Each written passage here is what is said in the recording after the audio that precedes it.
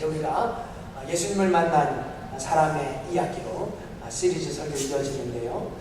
오늘 말씀의 제목은 예수님을 만난 진짜 나쁜 사람입니다. 그냥 나쁜 사람이 아니라 진짜 나쁜 사람. 제가 얼마 전에 예수님을 만난 나쁜 사람이라는 제목으로 말씀을 전하긴 했는데요. 그 사람보다 훨씬 더 진짜 더 나쁜 사람이라서 오늘 말씀의 제목은 예수님을 만난 진짜 나쁜 사람이라는 제목으로, 저는 특별히 오늘 말씀을 준비하면서요, 오늘 이 사건을 통해서 우리가 구원을 어떻게 이해하고 구원을 어떻게 받아들일 것인가, 특별히 이제 신앙생활을 시작하고 또 잘 모르는 지체들을 생각할 때마다 생각하면서 참 구원이 무엇인가, 아니 오래 신앙생활을 하신 분들에게조차도 너무 쉬워서 생각하지 않는 질문이었던 우리 구원은 무엇인가, 그 구원을 또 어떻게 이뤄갈 것인가를 진짜로 진지하고 신중하게 생각하는 시간이 되었으면 좋겠습니다. 오늘 우리가 살펴볼 두 명의 주인공, 나쁜 사람입니다. 진짜 나쁜 사람이에요. 성경에서는 그들을 행악자라고 설명하고 있는데요, 정말 나쁜 사람이에요. 사기꾼이요, 강도요, 살인범입니다. 하지만 그 중에 한 명은 결국 구원을 받았다는 것이 오늘 본문이 우리에게 소개해주고 있는 중요한 사건에 대한 겁니다. 한 명은 분명 구원받은 구원자가 됩니다. 저는 오늘 이 구원받은 강도, 이 진짜 나쁜 강도를 여러분에게 소개하고자 합니다. 그의 모습, 그리고 그와 예수님과의 대화를 통해서 과연 구원은 무엇인가, 구원의 조건은 무엇이고 구원의 결과는 무엇이며 우리는 어떻게 그 구원을 이루어가야 하는가. 아니 사기꾼도 살인자도 오늘 본문의 주인공인 행악자도 구원을 받았다면 저와 여러분이 구원받지 못할 이유는 하나도 없습니다. 네, 이것이 오늘 본문을 묵상하는 가장 중요한 이유입니다.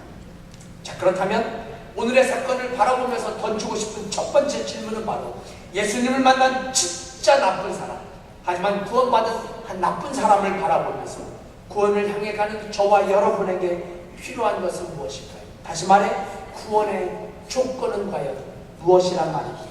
그것은 바로 자신의 죄인됨을 인정하는 것이라고 오늘 본문은 우리에게 가르칩니다. 자신의 죄인됨을 인정하는 것, 이것이 구원의 조건의 출발점이라는 겁니다. 먼저 본문의 시작절 39절을 함께 보십시다. 우리 39절 말씀 함께 봉독하면 좋겠어요. 함께 읽어요. 시작. 달린 행악자 중 하나는 비방하여 가라되 내가 그리스도가 아니냐 너와 우리를 구원하라 하되. 여러분, 여기서 달렸다라는 게 어디에 달렸다라는 뜻이에요? 십자가에 달렸다라는 뜻입니다. 네. 십자가에 달렸다. 우리가 잘 알고 있는 내용처럼 예수님께서 골고다에서 십자가에 달려 돌아가실 때 그 십자가 양옆에 또 다른 십자가에 달려 죽어갔던 나쁜 사람, 이 사람을 오늘 본문은 행악자라고 소개합니다. 말 그대로 풀면 악을 행한 사람입니다. 우리는 흔히 이 두 사람을 뭐라고 알고 있어요? 강도로 알고 있습니다. 그렇죠. 같은 사건을 다루고 있는 마태복음에 보시면 마태복음 27장 44절에 보시면 이렇게 기록되어 있어요. 함께 십자가에 못 박힌 강도들도 이와 같이 욕하더라 라고 기록되어 있어요. 네, 예수님과 함께 십자가에 못 박힌 두 명의 강도, 이 두 사람을 누가복음의 기자는 행악자라고 설명합니다. 여러분, 우리가 구체적으로 이 두 사람의 죄명이 무엇인지는 알 수 없습니다. 하지만 이 두 사람의 죄는 그 시절 그 어떤 죄보다 더 흉악했다라는 것만큼은 피해갈 수 없는 사실이에요. 즉 악을 행한 자인데 아주 악독한 악을 행한 자라는 말씀이에요. 나쁜 사람인데 진짜 나쁜 사람이에요. 어떻게 할 수 있어요? 그 시절 본래 십자가형은 로마 통치 시절에 최고의 악질범들에게나 내리는 형벌이었기 때문에 아무나 십자가에서 처형당하는 게 아니었어요. 아주 악질범, 그 중에서도 최고의 악한 죄수들을 처형하는 수단이 바로 십자가형이었습니다. 그럼 우리는 이 두 사람의 죄는 매우 심각하고 매우 흉악했다라는 것을 분명하게 알게 됩니다. 그래서 사실은 나쁜 사람, 이 정도가 아니라 나쁜 놈 혹은 나쁜 XX 이렇게 불러야 마땅한 진짜 나쁜 사람들이에요. 하지만 결론부터 말씀드리자면 여러분이 아시는 대로 이 두 행악자 중에 한 사람은 구원을 받았다라는 내용입니다. 오늘 우리가 만나고자 하는 사람이에요. 한 강도는 구원을 받고 한 강도는 구원을 받지 못했어요. 자, 그럼 여러분 잘 들어주십시오. 여기서부터가 아주 중요해요. 그럼 우리가 구원을 생각하면서 내릴 수 있는 아주 중요한 진리 하나가 있어요. 그것은 바로 우리가 지금 말하고 있는 구원은 우리의 선행을 기초하는 것이 아니라는 사실이에요. 사도 바울의 표현처럼 우리가 구원을 향해 달려가고 있다면, 그리고 결국 구원을 이룬다면 그 구원은 우리의 어떤 선행으로 이루어지는 게 아니라는 말씀이에요. 다시 한번 구원받은 강도의 모습을 생각해 보십시오. 이 사람은 마지막 죽음의 순간에 구원을 받게 됩니다. 구원의 마지막 티켓을 얻게 돼요. 그래서 이 사람은 비록 마지막 순간에 회개를 했지만 그럼에도 불구하고 이제부터 회개한 자로서의 새로운 인생을 살아갈 기회가 주어지지 않게 됩니다. 왜요? 회개하자마자 죽었기 때문이에요. 회개하자마자 죽었어요. 그럼 회개하고 나서 한 일이 아무것도 없어요. 회개한 사람으로서, 변화된 사람으로서, 새로워진 크리스찬으로서 단 한 시간도 살지 못한 채 세상을 떠나게 됩니다. 그런데 그럼에도 불구하고 이 사람은 구원을 받았다는 것이 오늘 성경의 증언입니다. 그렇다면 여러분, 이 사람이 회개를 하고 구원을 얻기 위해서 행한 일이 하나도 없다라는 결론이에요. 그렇죠? 회개를 한 후 이 사람은 무엇인가 한 일이 하나도 없습니다. 이해가 가시죠? 하지만 여러분, 우리는 오늘 예수님의 말씀처럼 이 진짜 나쁜 사람은 분명 하나님과 함께 낙원에 있음을 우리는 추워도 의심하지 않습니다. 왜요? 그것이 오늘 본문의 마지막 절 예수님께서 그렇게 말씀하셨기 때문에. 우리 43절 함께 봉독해 보십시다. 43절 함께 읽어봐요. 시작. 예수께서 이르시되 내가 진실로 내게 이르노니 오늘 내가 나와 함께 낙원에 있으리라 하시니라. 아멘. 잘 따라오고 계시죠? 네. 제가 이렇게 강단에 보면 여러분들이 잘 따라오고 계신지 안 오시는지 이렇게 느낌이 올 때가 있는데요. 여러분들 잘 말씀에 집중해 주실 수 있기를 부탁을 드립니다.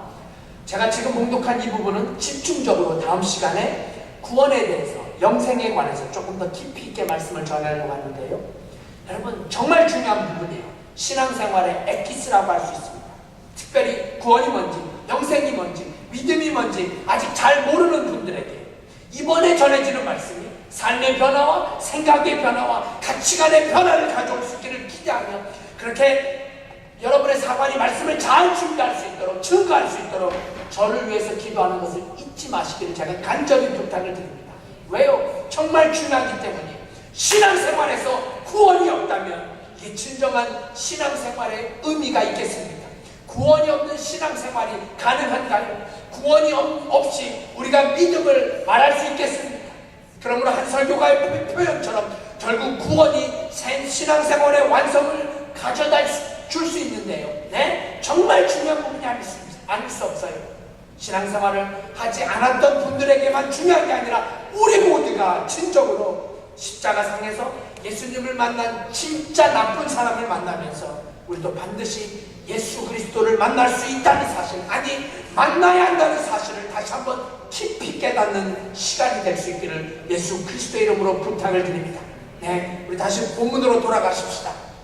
우리가 오늘의 이 사건을 통해서 새삼 깨닫는 진리는 우리의 어떤 행위도 구원을 이루거나 구원을 완성시키지 않는다는 진리입니다. 우리의 어떤 행위가 구원을 이루거나 완성시키지 않습니다. 하지만 그럼에도 불구하고 우리의 행위는, 우리의 삶은, 우리의 생각조차도 구원을 이루어 가고 있다는 사실, 이거 놓치지 말아야 해요. 여기서야말로 신앙의 밸런스를 우리는 놓치지 말아야 합니다. 그래요. 이 진짜 나쁜 양도를 생각해 보세요. 만약 이 나쁜 사람의 어떤 행위로 구원을 받는 것이었다면 이 진짜 나쁜 사람이 예수님의 말씀대로 낙원에 가 있을 수 있었겠습니까? 어림도 없죠. 가능치 않습니다. 다시 말씀드려, 우리의 어떤 행위로 구원을 얻을 수 있다면 회개하고 난 후 아무것도 못한, 아무것도 할 수 없었던 이 남자는 결코 구원받을 수 없어야 합니다. 하지만 성경이 오늘 가르치는 구원은 그렇지 않습니다. 그렇지가 않아요. 왜요? 삶이 끊어지는 그 마지막 순간 하나님 앞에 매달려 자신의 죄를 정직하게 고백하고 회개했던 진짜 나쁜 사람은 결국 하나님의 은혜로 구원을 얻었다는 것이 오늘 성경의 증언이기 때문입니다. 제가 말씀을 준비하다가 읽게 된 이런 글이 있었어요. 유머인데요. 유머지만 매우 의미 깊은 유머라고 생각해요. 어느 날 한 나이롱 신자가 죽음을 맞이하게 됩니다. 제가 나이롱 신자라고 한 이유는 이 사람이 늘 하던 얘기가 있는데 나도 죽기 바로 직전에 회개할 거라는 거예요.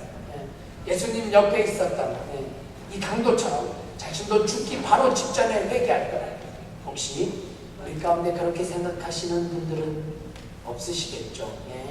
만약 있다면 이 말을 심각하게 들으셔야 해요. 이 나이롱 신자는 그야말로 막 살았습니다.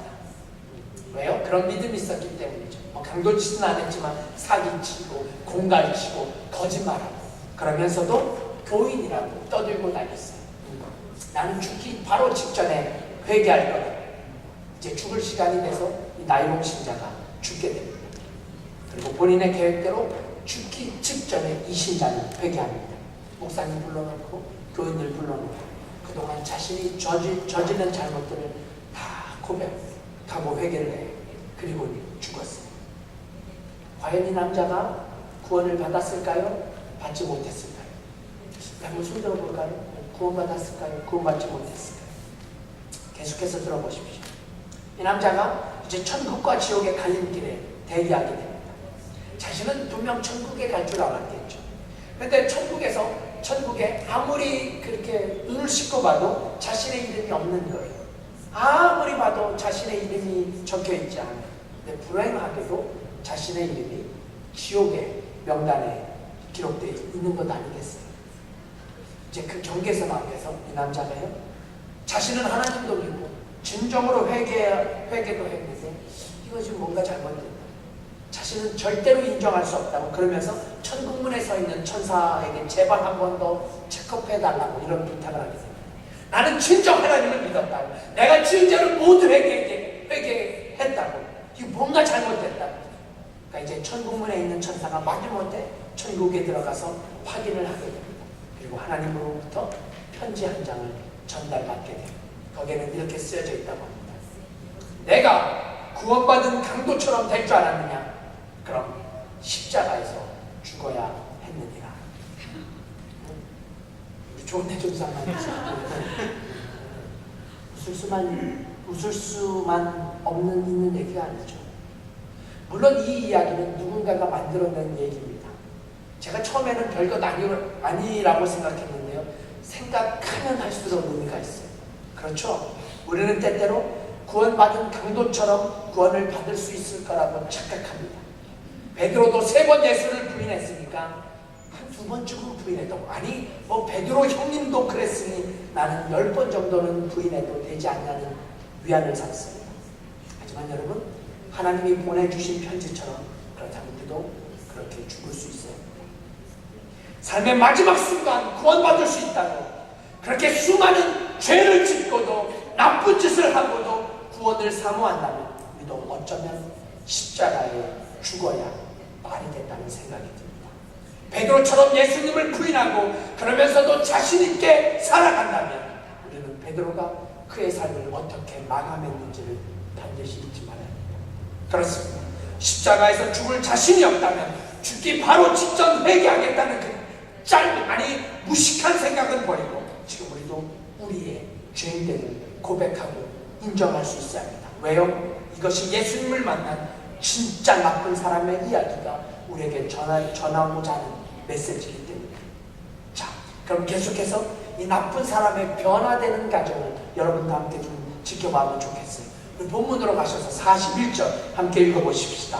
41절이에요. 시작. 우리는 우리의 행한 일에 상당한 보응을 받은 것이니 이에 당연하거니와 이 사람의 행한 것은 옳지 않은 것이 없느니라. 여러분, 지금 이 말의 뜻이 뭐예요? 똑같이 십자가에 달려 죽어가고 있지만 예수님의 달리심과 자신들의 달림은 같을 수 없다라는 거예요. 다르다는 거예요. 그러니까 예수님의 달리심은 자신의 범죄가 아닌 다른 이유임을 이 강도조차도 이해하고 있었던 것 같아요. 그러나 자신은 자신의 죄로 이렇게 죽어가는 것은 당연하다고 그렇게 이 행악자는 고백합니다. 그래요. 이것이 오늘의 레슨입니다. 예수님을 만난 진짜 나쁜 사람이 구원받을 수 있었던 가장 중요한 첫 번째 이유는 바로 자신의 죄인됨을 고백하는 행위예요. 죄인임을 알았어요. 자신이 저지른 악한 것임을 인정했어요. 자신이 저지른 것들이 정말 죄임을 알았어요. 하지만 또 다른 강도는 그렇지 않았습니다. 전혀 자신이 죄인됨을 인정하지 않았어요. 오히려 예수님 앞에서 예수님을 더 조롱하고 회개는커녕 죽어가는 순간에까지 또 다른 죄를 저지르게 됩니다. 죽어가는 순간에조차 죄목을 추가하게 돼요. 그 죄목을 본문의 39절은 이렇게 증언합니다. 39절도 우리 함께 봉독하십시다. 여러분 성경을 읽을 때 말씀에 집중할 수 있어요. 시작. 달리 행악자 중 하나는 비방하여 가로되 내가 그리스도가 아니냐 너와 우리를 구원하라 하는데, 그렇죠. 죽어가는 그 순간까지도 깨닫지 못해요. 죽어가는 그 순간까지도 자신의 죄됨을 고백하지 못하고, 아니 고백하기는커녕 또 다른 죄를 지어가면서 죽어갑니다. 여러분 잘 들어주세요. 여러분 우리는 오늘 이 대조적인 두 사람을 지켜보면서 사람의 무지함이 얼마나 무서운가를 새삼 발견하게 돼요. 이 두 사람은 같은 사람, 다른 사람이 아닙니다. 같은 죄를 저지르는 사람이에요. 다른 죄를 저지르는 다른 사람이 아니라 같은 유의 사람이에요. 구원받은 강도는 착한 강도요, 구원받지 못한 강도는 안 착한 강도가 아니었어요. 한 놈은 진짜 나쁜 강도요, 한 놈은 덜 나쁜 강도가 아니라 둘 다 진짜 나쁜 강도예요. 나빠도 진짜 나쁜 사람들이에요. 그래서 이 두 사람이 똑같이 십자가에서 처형을 받게 됩니다. 여러분 우리가 이 사실을 놓치지 말아야 돼요. 둘 다 강도였어요. 둘 다 행악자였어요. 둘 다 그 시대 최고의 흉악범이었어요. 둘 다 진짜 나쁜 사람이에요. 그런데 한 사람은 자신의 죄를 고백하면서 회개를 하지만 또 한 사람은 회개는커녕 또 하나의 죄를 지어가면서 죽어갑니다. 여러분 사람이 악하면 이렇게까지 악할 수 있습니다. 잘 들어주십시오. 사람이 마귀의 자식이 되면 이렇게까지 무식할 수 있어요. 나이가 들면 나아진다고요? 그렇단가요? 우리 어르신들 그렇던가요? 나이가 들면 나아지던가요? 고생하면 철이 들던가요? 네, 그럴 수 있습니다. 하지만 아무리 나이가 들어도 아무리 고생을 해도 다 자동적으로 그렇게 되는 것이 아니라는 사실. 누군가는 죽어가면서 구원을 향해서 힘차게 달려가고 있지만 누군가는 죽어가면서조차 구원과 점점 더 멀어지는 삶을 살 수 있다는 말씀이에요. 여러분 이것은 세상 사람들이 쓰는 용어로 한 끗 차이입니다. 구원받은 사람은 처음부터 다른 게 아니었어요. 구원받지 못한 사람도 처음부터 다른 게 아니에요. 한 끗 차이예요. 여러분은 어디를 선택하시겠습니까? 자, 이 두 사람의 모습을 주목해 주십시오. 이 두 사람 중 한 사람은 얼마든지 내 모습이고 얼마든지 우리의 모습일 수 있습니다. 처음부터 다른 것도, 그리고 구원에 이르기까지 엄청나게 다른 모습도 아니다라는 말씀입니다. 그래요. 저는 이 시간 분명하게 예수 그리스도의 이름으로 선포합니다. 구원을 향해서 가야 하는 우리들에게 가장 중요한 것은 먼저 죄인됨이라는 거예요. 여러분 혹시 지난 삶을 돌아보면서, 아니 지난 일주일간을 돌아보면서 죄인됨의 행위가 있다면 이 시간 여러분에게 하시는 말씀입니다. 그래서 요한일서 9장은 이렇게 우리에게 권면합니다. 제가 여러분을 위해서 봉독할게요. 만일 우리가 우리의 죄를 자백하면 저는 미쁘시고 의로우사 우리 죄를 사하시며 모든 불의에서 우리를 깨끗게 하시리라. 아멘. 신약에만 이런 말씀이 있는 게 아니었어요. 구약의 시편 32편 5절을 보시면, 이거 좀 우리 찾아보십시다. 시편 32편 5절 말씀. 우리 장경동 목사님의 표현처럼 웬만큼 재수 좋지 않으면 그냥 피면 나오는 게 시편이라고 그러죠. 웬만큼 재수 좋으면 피면 나오는 게 시편이래. 자, 시편 32편 5절 말씀. 자, 한번 봉독해봐요. 우리의 죄를 한번 돌아보면서 봉독하면 좋겠어요. 읽습니다. 시작. 내가 이르기를 내 허물을 여호와께 자복하리라 하고 주께 내 죄를 아뢰고 내 죄악을 숨기지 아니하였더니 곧 주께서 내 죄악을 사하셨나이다. 아멘. 네, 우리가 우리의 죄를 인정하고 자백하는 순간 구원의 역사는 시작됩니다. 우리의 죄인됨을 정직하게 고백할 때 우리는 분명 구원을 향해서 가고 있다는 사실을 오늘 우리는 십자가에 달린 정말 나쁜 사람을 보면서 우리의 모습을 돌아볼 수 있어야 합니다.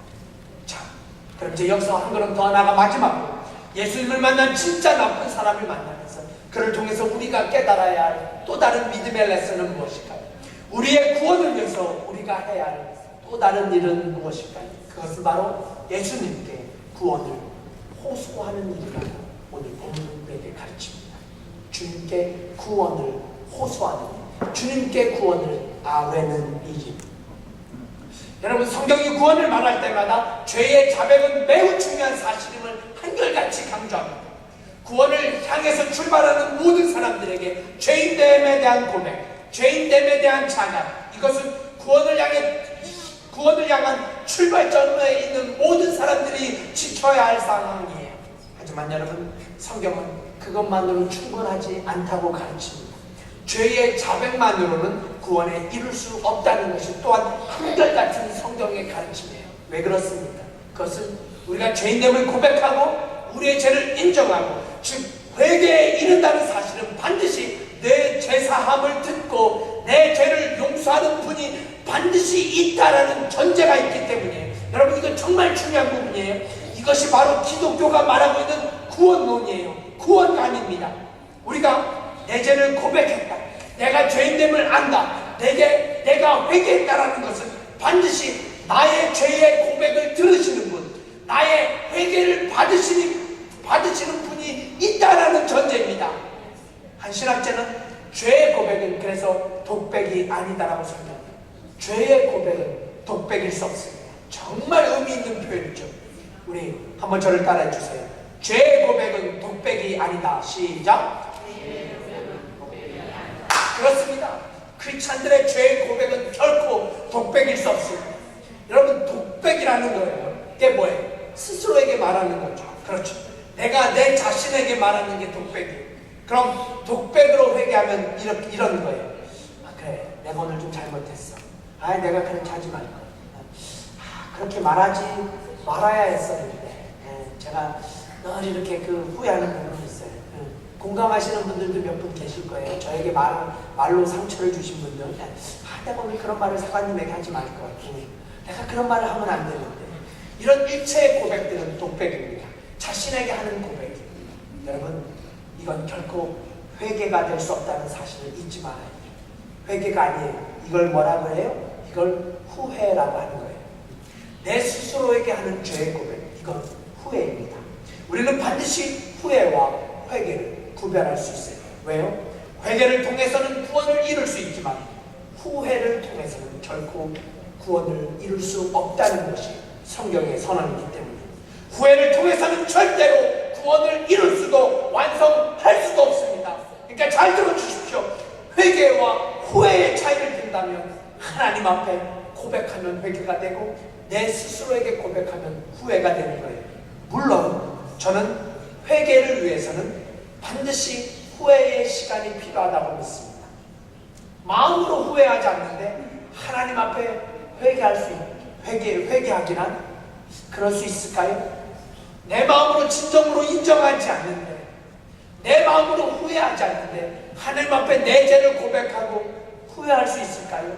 회개할 수 있을까요? 저 개인적으로는 그럴 수 없다고 생각해요. 그럼 진정한 회개는 항상 진정한 후회를 동반합니다.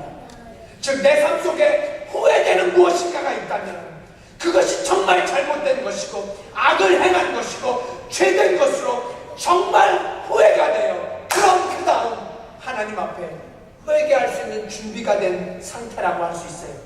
회개할 수 있는 준비된 상태, time to be ready. 다시 설명드리면 진정한 후회가 먼저 있어야 돼요. 진정한 후회가 있고 나서, 그리고 나서 하나님 앞에 내가 후회스러운 것들, 내가 잘못한 것들을 고백할 때 우리는 비로소 죄사함의 통로로 지나가게 되는 것이에요. 그리고 우리는 그 죄사함의 통로를 지나면서 비로소 하나님 앞에 구원을 호소하게 됩니다. 구원을 기도하게 돼요. 용서를 간구하면서 구원을 호소하고 기도합니다. 그러니까 여러분, 구원을 이루기 위해서, 구원을 향해서 갈 때 우리가 오늘의 이 단계를 반드시 기억해야 돼요. 정말 중요한 그리스도인의 구원론이에요. 먼저 우리의 행위로 구원받을 수 있는 사람은 단 한 사람도 존재하지 않습니다. 여러분이 너무나 잘 아시는 말씀대로 이건 하나님의 은혜입니다. 하나님의 은혜로 주신 거예요. 하지만 그 선물을 소유하기 위해서 우리는 반드시 우리의 죄인됨을 장악하고 시인할 수 있어야 됩니다. 내가 죄인이라는 사실, 아니 지난 한 주를 돌아보면서 내가 지은 죄를 주님 앞에 고백해야 돼요. 그것이 우리가 오늘 불렀던 찬송의 메시지 아니겠어요? 그리고 그 죄를 고백하면서 하나님 앞에 진지하게 우리의 죄를 용서해달라고, 그리고 나서 하나님 앞에 구원을 달라고 간구하는 것. 용서해달라고, 하나님 용서해주세요. 그리고 하나님 구원해주세요. 사랑하는 성도 여러분, 이 단계가 왜 그토록 중요합니까? 왜냐하면 이 단계는 건너뛸 수도 바뀔 수도 없기 때문에, 이 단계는 반드시 지나가야 하는 단계예요. 반드시 거쳐가는 단계예요. 여러분이 구원을 받을 그리스도인이라는 말이죠. 구원을 향해서 갈 때 죄인됨의 고백 없이 갈 수 없어요. 구원을 향해서 갈 때 주님 앞에 구원을 간구하지 않고는 갈 수 없다라는 말씀이에요. 오늘 구원받은 한 행악자의 간구가 그래서 구원을 이룰 수 있었습니다. 오늘 본문의 42절 우리 함께 봉독해 보십시다. 42절 말씀 함께 읽어요. 시작. 가로되 예수여 당신의 나라에 임하실 때 나를 생각하소서 하니, 이게 우리말 성경으로는 성경의 원문의 뜻을 온전히 이렇게 담고 있지 않아요. 나를 생각하소서, 그냥 생각해달라는 뜻이 아니에요. 영어 성경으로는 기억해달라. 그리고 성경 원문에 보시면 구원해달라는 뜻이 있어요. 그래서 이 강도의 기도는, 이 나쁜 사람의 기도는 이렇게 바꿀 수 있습니다. 예수님, 당신의 나라가 임하실 때 나를 구원해주세요. 나를 구원해주세요. 여러분, 여기서 예수여, 이 예수야라는 뜻이 뭐예요? 이 행악자, 이 진짜 나쁜 사람이 부른 예수의 이름의 뜻이 뭐예요? 그게 바로 구원자라는 뜻이 아닙니까? The Savior. 구원자라는 이름의 뜻이 바로 예수의 이름인 것을 이 진짜 나쁜 사람도 깨달은 거예요. 삶의 마지막 순간의 말이 그렇습니다. 이제 분명히 예수님 앞에 자신의 구원을 호소합니다. 당신의 나라가 임할 때 주님 제발 나를 구원해 주세요. 나를 기억해 주세요. 나를 생각해 주세요. 많은 성경학자들은 지금 회개한 강도는 이 예수님을 하나님의 아들로, 즉 인류의 구원과 심판을 위해 보내진 메시아, 곧 구세주로 믿고 있었다라고 설명합니다. 네, 이제야 제정신을 차렸어요. 이제야 제정신을 차렸어요. 이제야 제정신을 차렸어요. 이제야 예수님을 만났어요. 죽음의 코앞에서 이제야 구원을 알았어요. 이제야 예수님을 참 구세주로, 참 메시아로 믿게 되었던 거예요. 그래서 그는 그 주님 앞에 자신의 구원을 호소하게 됩니다. 제가 오늘의 말씀을 준비하면서 생각났던 몇몇 분들이 있어요. 오늘의 말씀이 그들의 영혼에 가슴 깊이 새겨지기를 소원합니다. 예수님을 만나야 한다는 사명. 그렇습니다. 여러분, 이것이 바로 성경의 증언이 아니겠어요? 아니, 어떻게 이런 일이 가능하다고 생각하세요? 저는 그 이유를 이 복음성가로 대신하고 싶습니다. 예수 이름을 부르는 자는 구원을 얻으리로다. 예수 이름을 부르는, 처음 들어보셔요? 네, 처음 들어보세요. 예수 이름을 부르는 자는 구원을 얻으리로다. 예수 이름을 부르는 자는 구원을 얻으리로다. 할렐루야, 할렐루야,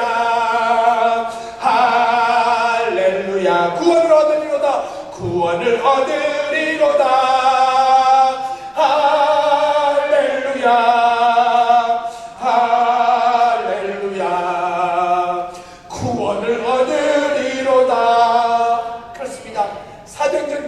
이렇게 우리에게 선포해요. 사도행전 4장 10절 말씀 잘 아는 말씀이죠. 다른 이로서는 구원을 받을 수 없나니 천하 사람 중에 구원을 받을 만한 다른 이름을 우리에게 주신 일이 없느니라. 사랑하는 구성 필라델피아 교회 성도 여러분, 이제 오늘 말씀을 마치도록 합니다.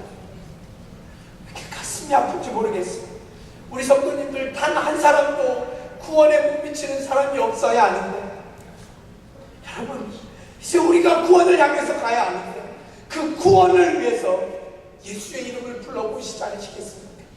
지난 2013년도에 반년을 보내면서 그렇게 예수 그리스도의 이름을 부르지 못했다면, 그렇게 예수님을 만나지 못했다면, 아니 지금까지 살아오면서도 그 이름을 부르지 못하고 만나지 못하고 살아갔다면, 아니 예수님을 알면서도 그렇게 죄를 짓고 죄 속에 살아갔다면, 이제 남은 삶, 내게 주어진 남은 시간들, 특별히 7월의 크리스마스를 사역을 감당하고 있는 이때 12월에만 예수님이 잠깐 탄생하시고 사라지는 그런 겨울만의 성탄절이 아니라 정말 이 7월의 성탄, 뜨거운 여름날에도 뜨거운 예수 그리스도의 사랑을 경험하면서 그렇게 7월에도 여러분의 마음 깊이 찾아오시는 예수 그리스도를 만나시면서 그 예수 그리스도의 이름을 부르면서 구원을 향해서 전진해 나가는 우리 모든 성도님들이 될 수 있기를 주님의 이름으로 간절히 축원드립니다. 우리 잠시 기도하십시오.